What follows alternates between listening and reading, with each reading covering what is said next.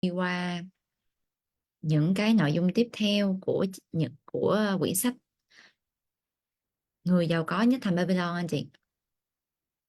Nay mình sẽ đi qua cách chữa trị túi tiền thứ ba và thứ tư. Vì sao hai cách này lại đi với nhau Bởi vì hai cách này nó sẽ quy về một cái điều thôi anh chị. Đó chính là giờ muốn nhân giống đồng tiền, hay còn gọi là làm cho vàng sinh lợi, và sau đó chúng ta có thể là bảo vệ và giữ gìn được tài sản của mình, thì đều phải có trí tuệ anh chị nha, đều phải có tư duy, đều phải có kiến thức. Ở đây bác Akat có chia sẻ mọi người cái cách để nhân giống đồng tiền. Bác nói rằng là nếu mà cứ để yên cái số tiền đó trong túi thì không thể nào sinh lợi được. Mà giờ cái cách mà ngày xưa á, mà bác Akat và thậm chí là của rất là nhiều thế hệ trước mà người ta dùng ấy, là cho vay anh chị. Nên là anh chị có thể nhìn thấy là lần đầu tiên của bác Akat ấy là không có may mắn, là gặp một cái người cho một người vay tiền, nhưng mà họ không có kiến thức trong cái lĩnh vực đấy, chuyên môn khác, mà đi đầu tư một cái chuyên môn khác. Nhưng mà lần thứ hai thì ông đã ờ, có được cái sự thông thái rồi, thành ra ông đã giao tiền của mình cho đúng người, cho một cái người mà gọi là đáng tin cậy và có trí tuệ. Hàng năm thì số tiền của ông đều sinh gốc và lãi, và số tiền đó nó không ngừng sinh lợi anh chị, và thu về cho bác những cái khoản tiền rất là lớn. Nhưng mà chúng ta muốn nhân giống đồng tiền ở thời kỳ này không thể nào xài cách đó được anh chị ơi. Thời đó thì được. Còn thời này của mình là có Zalo, Facebook, rồi có số điện thoại luôn rồi, thấy thiếu điều không muốn gửi lại cho mình nữa, được mà. Nên anh chị đọc sách, anh chị phải biết là có những cái nó phù hợp với mình thời điểm này, nhưng có những cái mình cần phải giờ tham chiếu lại với cái nền kinh tế, cũng như là với cái sự phát triển của của xã hội bây giờ nữa. Đó, vậy thì làm sao để chúng ta giờ không, mình đã đi qua được cái thứ nhất là cái bước kiếm tiền, và mình bắt đầu mình kiếm ra tiền, mình sẽ tích lũy ít nhất là 1/10 số tiền mà mình kiếm được để mình trả cho mình trước. Cái thứ hai là giờ mình đã học cách quản lý tiền rồi, kiểm soát những khoản chi tiêu. Cái thứ ba là sao chúng ta cần phải nhân giống nó, chứ để im nó sẽ bị mất giá. Chúng ta phải làm sao mà cho một cái đồng tiền vàng ấy, nó là một cái hạt mầm phát triển thành cây giàu có, và cho ra hàng nghìn vạn, gọi là hàng vạn quả, để không một thời gian thôi chúng ta sẽ đứng dưới bóng mát của cái cây giàu có. Vậy thì để mà chúng ta có thể là bây giờ á, anh chị, ờ, có rất là nhiều những cái thị trường để giúp ta gia tăng cái dòng tiền, nhưng mà anh chị nên nhớ là nếu mà chúng ta không có kiến thức á anh chị, thì cái số tiền mà chúng ta tính mang đi đầu tư á, nó sẽ là cái số tiền mà gọi là trả cho cái bài học mà chúng ta đã không có chịu phát triển bản thân, cũng không phát triển trí tuệ, không phát triển kiến thức lên. Chúng ta có rất là nhiều câu chuyện của các anh chị em câu lạc bộ nhà mình, đúng không? Mình đi đầu tư không có kiến thức. Bây giờ có những cái thị trường như là gì bất động sản, chứng khoán, cổ phiếu, cổ phần, hay là một vài cái thị trường mới, hay là đầu tư vàng. Nhiều anh chị đầu tư vàng, rồi đầu tư theo số đông thôi, chứ cũng không biết là thị trường vàng như thế nào hết. Mua về tích gọi là tích lũy thôi, giữ đó. Đầu tư đa số là mình mua để mình giữ thôi. Và chúng ta cần phải quan tâm là vì sao chúng ta cần phải học. Và trước khi anh chị đầu tư ấy, trước anh chị muốn vàng sinh lợi ấy, thì anh chị phải làm cho cái này nó phát triển, thì tự khắc nó sẽ sinh lợi được nha. Và trước khi nói về đầu tư anh chị, trước khi chúng ta trở thành một bậc thầy về đầu tư, chúng ta phải trở thành một bậc thầy về kinh doanh đã. Để đầu tư đơn giản là anh chị đưa tiền cho người khác phát triển cái công việc kinh doanh đó, hoặc doanh nghiệp của họ, họ có lợi nhuận và họ chia lại lợi nhuận cho mình. Nếu mà chúng ta không có kinh doanh anh chị, thứ nhất mà chúng ta không có dòng tiền để kinh doanh, mình đầu tư rất là áp lực. Tại vì ít khi nào mà mọi người dùng 100% tiền mặt để đi đầu tư, đa số là đòn bẩy thôi. Mà nếu đòn bẩy thì chắc chắn là mình cần phải giờ đòn bẩy từ ngân hàng rồi. Thậm chí mình đòn bẩy bằng cách là giờ mình đưa cái tài sản của mình vào để mình có được cái số tiền mặt, thì vô chung quy mình vẫn phải trả cái tiền lãi mỗi tháng. Thế nếu một tháng mình kiếm 30 triệu mà trả lãi hết 15-20 triệu rồi thì còn đâu là tự do nữa. Thành ra là có rất là nhiều anh chị là chúng ta mang tư duy là mình chấp nhận như làm thuê và mình kiếm tiền mình mua mảnh này mảnh kia, tích trữ tài sản này tài sản kia, nhưng mình lại quên cái vế phía sau. Thành ra cuộc sống của mình nó rất là có nhà có cửa có xe, giàu có về tài sản nhưng nghèo về tiền bạc anh chị. Mỗi tháng là coi như áp lực về cái tiền kia gồng gánh, tại vì chúng ta không có một cái lộ trình đó anh chị, không một cái lộ trình cụ thể là mình trước khi đầu tư mình cần phải làm kinh doanh, phải giỏi về kinh doanh, phải có dòng tiền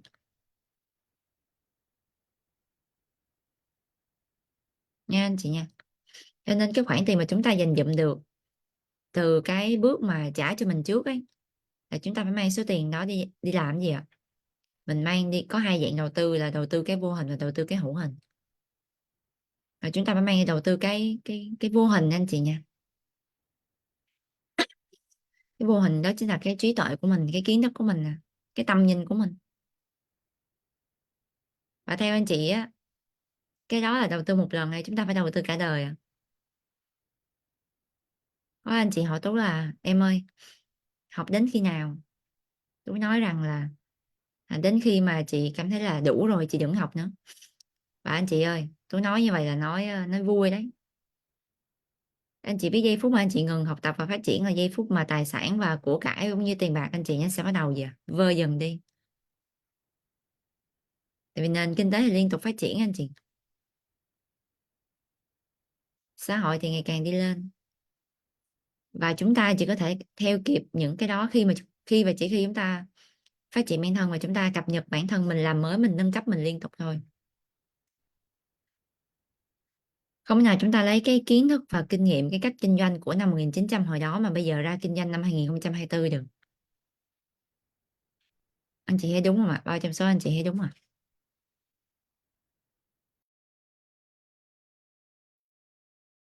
Và để mà chúng ta có thể là biết thời kỳ năm 2024 và những năm tiếp theo đây nó có những cái xu hướng nào, có những cái sự phát triển biến động thế nào, chúng ta phải phát triển từ ngày hôm nay, không phải là đợi tới lúc mà nước tới chân mới nhảy nha. Mà từ xa xa mà chưa thấy nước rồi đó, chưa thấy nước anh chị chỉ thấy đường chân trời thôi là mình phải bắt đầu học rồi.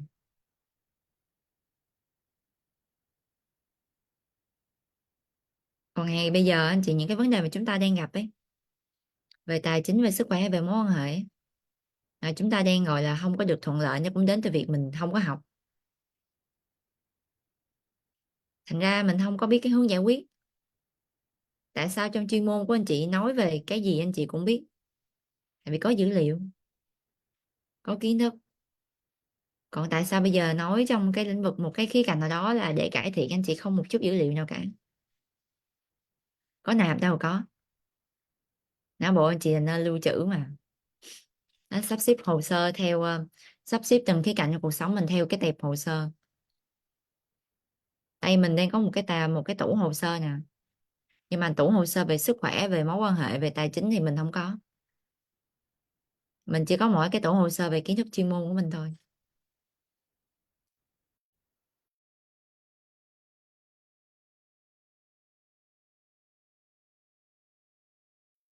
Nên thành ra mình không có phát triển được một cách mạnh mẽ anh chị, nó bị giới hạn.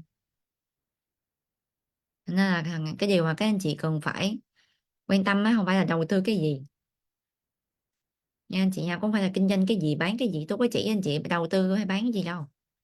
Ba anh chị học đi, anh chị có kiến thức, có tầm nhìn rồi, anh chị sẽ nhìn thấy những cái cơ hội vàng, cơ hội bạc, cơ hội kim cương nó xung quanh mình thôi. Tại bây giờ mình không cùng tần số với nó nên mình không thấy anh chị, được mà. Ví dụ như là mình đi đầu tư những cái tài sản mà về Và anh chị phải hiểu biết một cái anh chị phải biết bắt đầu làm quen với một cái khái niệm ha, để mà chúng ta tự do tài chính ấy, thì thu nhập thụ động của anh chị phải lớn hơn số tiền chi tiêu của anh chị một tháng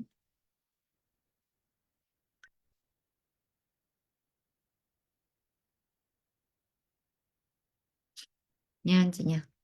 Nhớ là thu nhập thụ động chứ không phải là thu nhập, mà là thu nhập thụ động. Nghĩa là anh chị cũng làm nhưng mà nó không phải là chọn gọi là 100% thời gian, mà chúng ta sẽ gì ạ, giảm cái thời gian xuống mà mình được nghĩa là mình cái công việc đó mình không có cần phải mình không phải là khâu quan trọng nhất và mình không cần xuất hiện nhiều, nhưng mà hoạt động kinh doanh vẫn phát triển và vẫn diễn ra, vẫn mang về cho anh chị cái doanh thu và lợi nhuận. Như Tú á anh chị, hiện tại công việc kinh doanh của Tú phát triển ở 12 quốc gia nè, và cứ mỗi tháng thì đều mang về cho Tú thu nhập gì ạ, số thu nhập hơn gì ạ, hơn 15.000 đô một tháng. Ừ. Thụ động đó anh chị.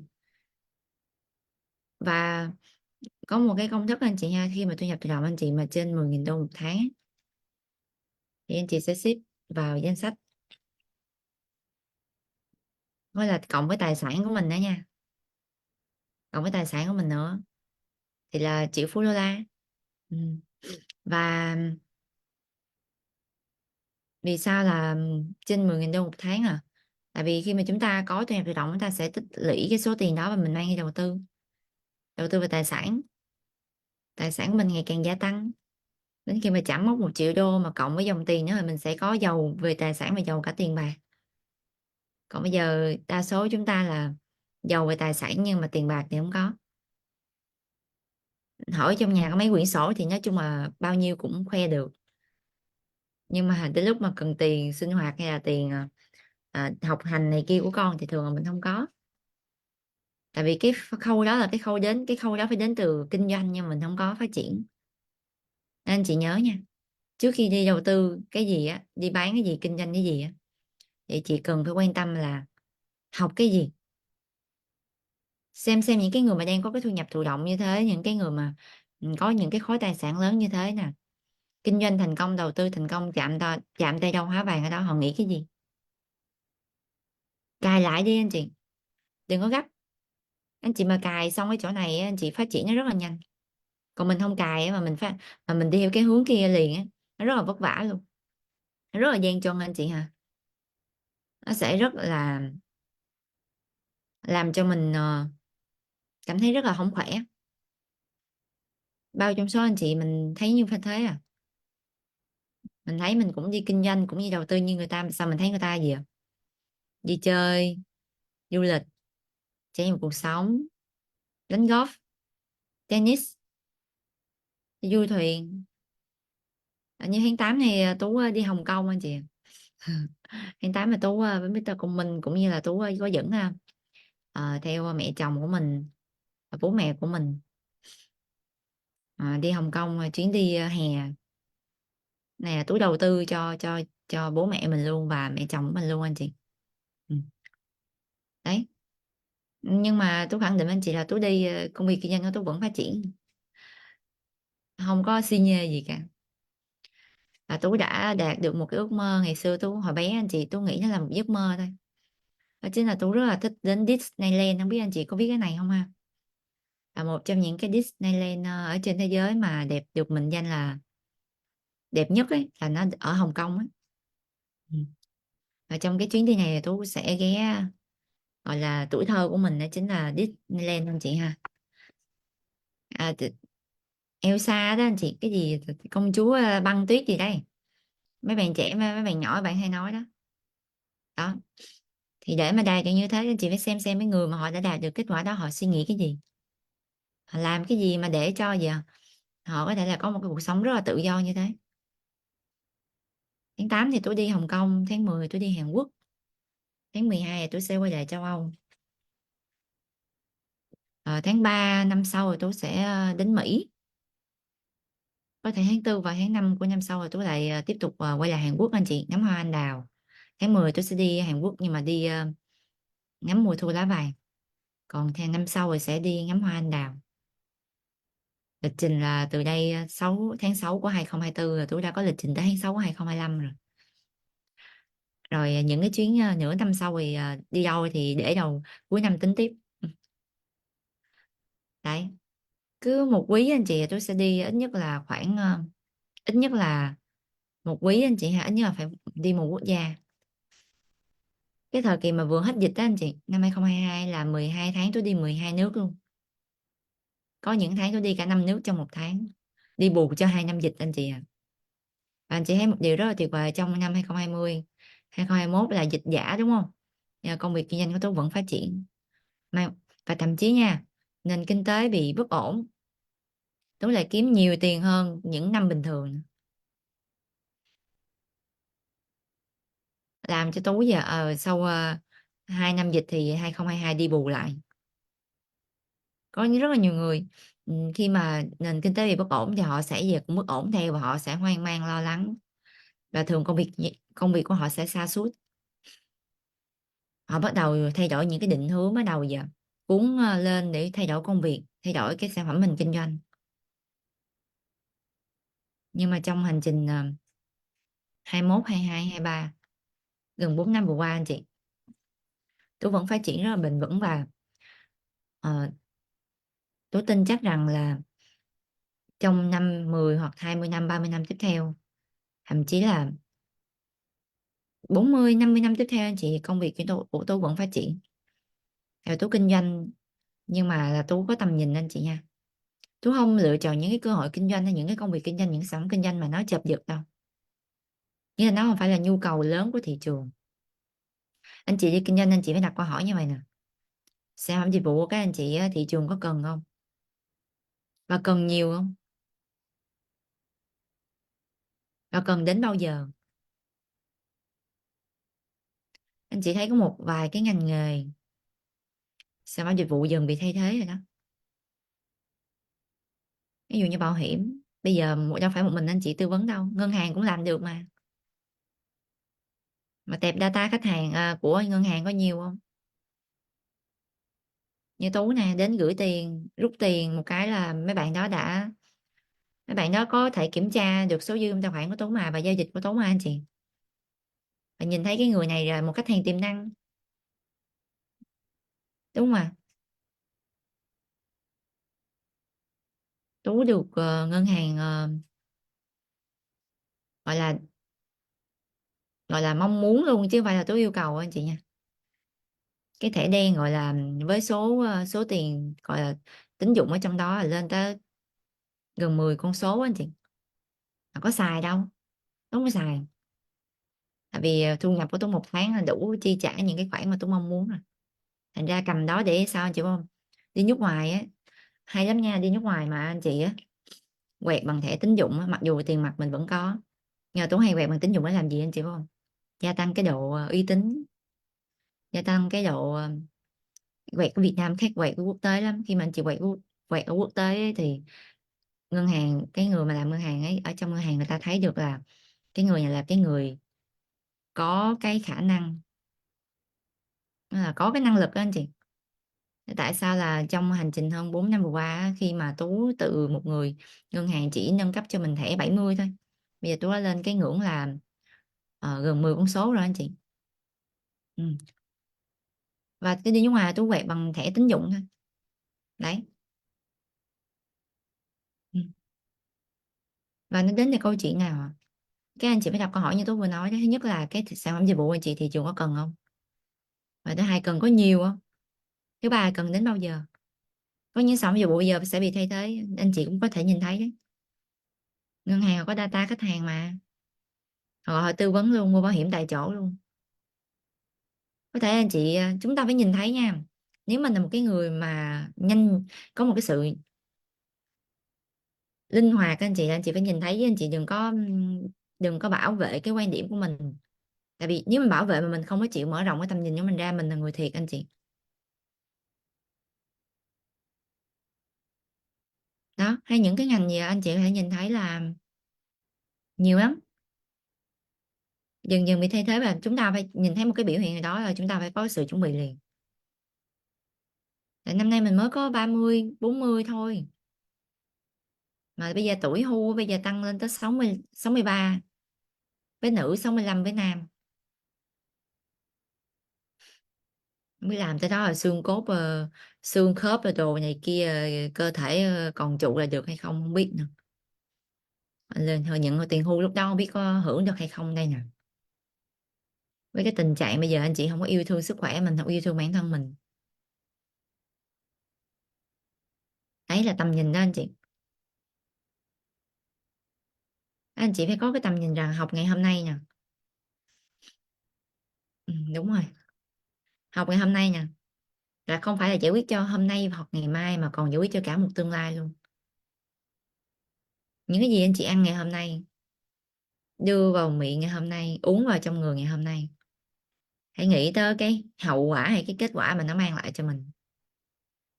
Tại vì anh chị biết rồi đó, cái gì cũng có nhân quả, ăn uống cũng có nhân quả anh chị. Nhưng mà nhân quả nó chưa đến liền đâu, nó cần thời gian cơ. Nếu mà anh chị ăn một lần mà tối anh chị ăn đi một đêm mà ngày mai anh chị mập luôn, anh chị dám ăn không? Bây giờ tối qua anh chị xuống ăn tô mì mà ngày mai nó mập luôn, anh chị dám ăn không? Sao dám. Nó không mập liền nha, nhưng mà nó âm thầm nó mập anh chị. Mà nó chuyển thành gì ạ? Chúng ta được học rồi, chuyển hóa thành những cái chất gì ạ? Nó là chất béo gọi là khó tiêu hóa anh chị. Nó còn chuyển hóa thành này cái nọ kia thành mỡ nội tạng. Mỡ nội tạng nó nằm là cái lớp cuối cùng anh chị ha, cái lớp cuối cùng trong bốn cái lớp của mình. Nên mà nếu mà mình không có cái kiến thức anh chị, mỡ nội tạng anh chị biết là cái loại một trong những cái anh chị vào nhóm rèn luyện chị sẽ được học nha,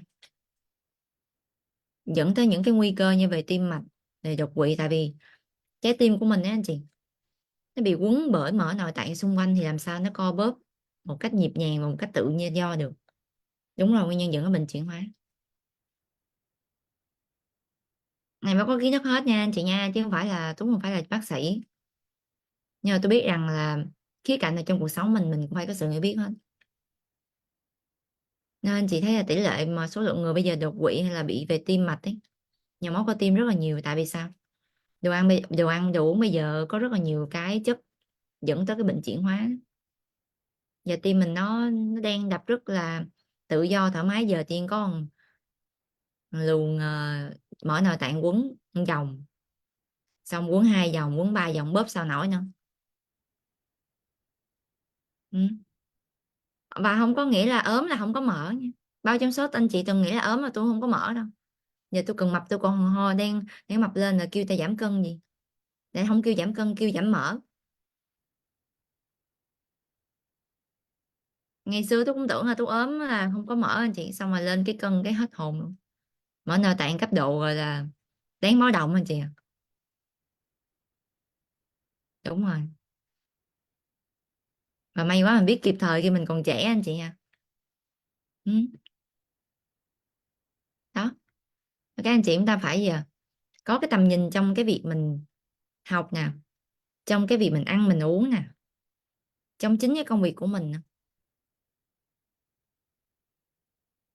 Bằng cách mình phải nhìn những cái người ví dụ như làm trong công việc của mình thì mình phải nhìn những cái người mà làm cái ngành của mình ấy. Những người đi trước ấy thì bao nhiêu năm họ có kết quả được như vậy thì mình chính là người tiếp theo. Nhưng phải thêm yếu tố gì à? Yếu tố về thị trường, về nền kinh tế thay đổi, thì nếu mà có những cái yếu tố mà nó chen ngang vô thì chắc chắn thời gian mà mình lên được cái vị trí đó phải lâu hơn rồi.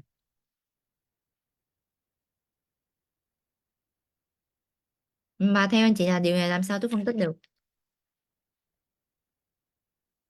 Nhà học chứ sao, học đọc rồi đầu tư cho trí tuệ của mình. Nên anh chị đừng có tiếc tiền nha, đừng có tiếc trong cái việc là mình không có. Nhiều anh chị hay tiếc cho việc không có đầu tư cho cái trí tuệ của mình, cho cái việc chăm sóc sức khỏe của mình, cho cái việc mình có kiến thức trong cái việc kiếm tiền, trong cái việc thành công về tài chính, mối quan hệ và về sức khỏe. Tại vì những cái đó thì sẽ kiếm lại được, nhưng có những thứ chúng ta có tiền cũng không kiếm lại được luôn anh chị. Đúng rồi. Mọi thành hay là thành công hay thất bại của một người là đến từ sự học mà ra. Nên là cái phần mà làm cho bạn sinh lợi, đừng vội đi đầu tư cái gì nha. Càng không nên cho vay, tại vì thời kỳ trước người ta cho vay thì ok, mình cho vay là bây giờ đi luôn đấy. Giờ có Zalo Facebook mà gọi chưa thấy bắt máy đây nè. Thời kỳ trước thì bác ai cái bảo là phải có tính vật, giờ có tính vật hay không tính vật gì cũng đi luôn anh chị ạ.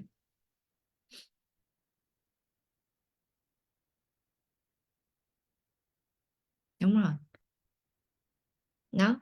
Và để mà nhà đầu tư gia tăng tài sản rồi, để giữ được thì phải có trí tuệ luôn chứ sao. Chứ đây bác Acat có chỉ là phải lấy uy tín, là khả năng hoàn tiền của họ, khả năng trả tiền của họ. Đó, đó là thời kỳ trước ha.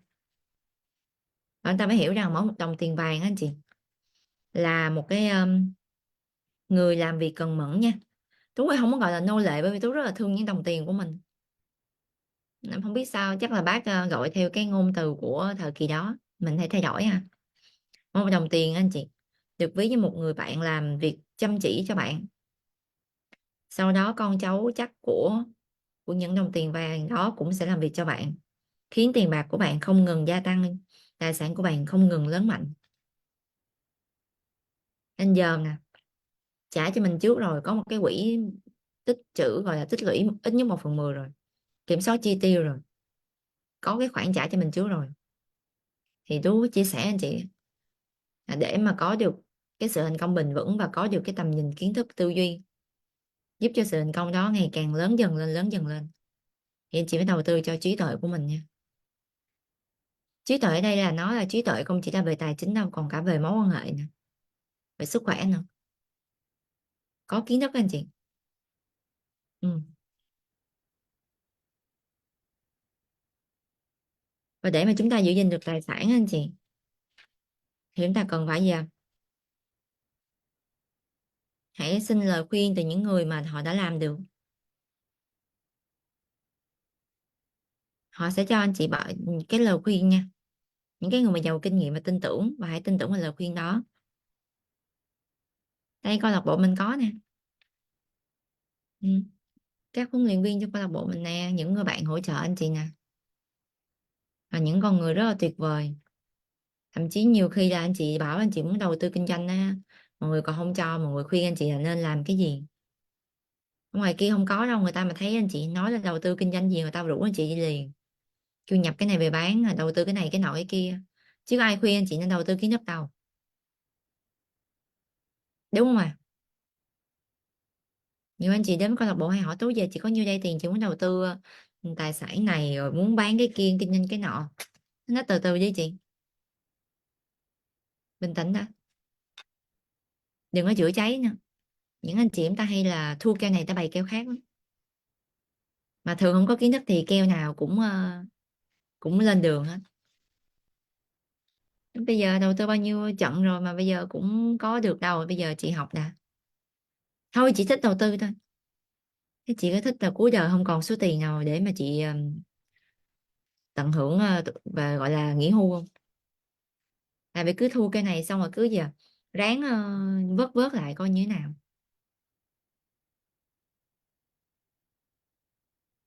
Ừ. Nên anh chị nhớ nha, hãy đầu tư giờ cho trí tuệ, cho kiến thức của mình, đầu tư cho sức khỏe của mình để mà mình có tận hưởng được. Và thậm chí là giờ nếu mà trong kinh doanh và trong đầu tư anh chị, để anh chị có những cái thông tin, thì những thông tin tốt ấy, tuyệt vời sẽ đến từ mối quan hệ. Thậm chí anh chị phải đầu tư cho cả mối quan hệ nữa đó, để mình có những cái tài sản hữu hình chứ.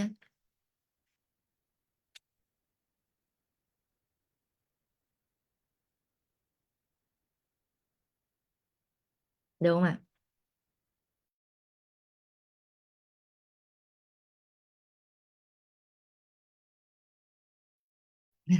Dạ vâng. Ok chưa anh chị, ba trong số anh chị chúng ta hiểu comment tôi rồi. Giờ cũng nhiều cách để làm cho mày sinh vợ lợi lắm, thuê và cho thuê, đầu tư chứng khoán, bất động sản, là nói chung nhiều lắm, cơ hội thì rất nhiều, nhưng năng lực thì có hạn anh chị, phát triển năng lực lên nha. Đấy là một số anh chị kinh doanh truyền thống ấy, làm theo cái mình thích thôi, nhập cái này nhập nọ về cho đã, xong cuối cùng giờ hỏi quy trình bán hàng tồn kho, quy trình xây nhượng cửa hàng, mà cái đó ai là bày ra, mình là người bày ra chứ ai bày. Đây đang làm á, làm cái công việc làm thuê ấy, ra mở thì một công việc kinh doanh nữa mà không có kiến thức ấy, thành ra trở thành gánh nặng luôn. Ừ. Nên những anh chị nào đang đi làm thuê mình cứ tiếp tục đi làm anh chị, mình dành thời gian á, mình đầu tư cho trí tuệ của mình vào nhóm rèn luyện 60 ngày câu lạc bộ mình học đi, mình đồng hành với câu lạc bộ nè, và trong lúc mình làm công việc hiện tại của mình hãy biết ơn công việc của mình, tài chính, và hãy là hoàn thành xuất sắc tốt với công việc của mình. Thì dần dần song song anh chị đồng hành với công việc với câu lạc bộ, các buổi Zoom này, học tập này, rèn luyện cùng với câu lạc bộ thì sao ạ? Thì con đường sẽ xuất hiện anh chị nha.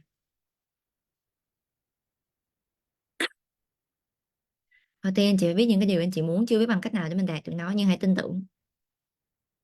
Có rất nhiều anh chị trong câu lạc bộ làm đường làm ăn như Tú nè và nhiều anh chị khác, thì mình phải biết được rằng là con đường chắc chắn có, nhưng mà mình phải dành thời gian ra để mình phát triển, mình nạp vào, được không anh chị ơi?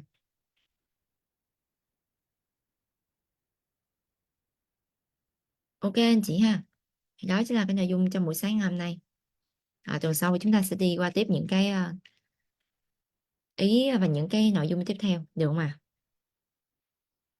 Về hãy chiêm nghiệm cái nội dung Tú vừa nói anh chị, hãy đưa cho mình cái quyết định nha, là có mặt trong nhóm rèn luyện vào ngày 24 tháng 6 này, một cái chu kỳ mà tôi tin chắc rằng là nó sẽ rất là tuyệt vời và nó khác hoàn toàn với những chu kỳ khác, bởi vì tôi đã nâng cấp nó lên rồi. Người thầy đã có, con đường đã có, chiến lược có, môi trường có, những người bạn tuyệt vời cũng có, chỉ thiếu mình thôi. Mình tôi rất là mong muốn là ngày 24 tháng 6 này sẽ nhìn thấy tất cả anh chị ở đây có mặt trong nhóm rèn luyện cùng với Tú và câu lạc bộ, được mà, để chúng ta cùng nhau rèn luyện cái thân của mình, cái tâm của mình, cái trí tuệ của mình, nâng cấp nó lên đi anh chị. Bao nhiêu năm nay anh chị không nâng cấp nó lên rồi, bởi vì không nâng cấp nó lên nên thành ra là mới mang cho nó mới làm cho anh chị đen rất là lây hoay nè. Yes, rồi rất là tuyệt vời, rất là cảm ơn tất cả anh chị đã đồng hành cùng Tú và câu lạc bộ trong buổi sáng hôm nay. Xin chào và hẹn gặp lại tất cả anh chị vào những buổi Zoom tiếp theo nha. Bye bye, I love you.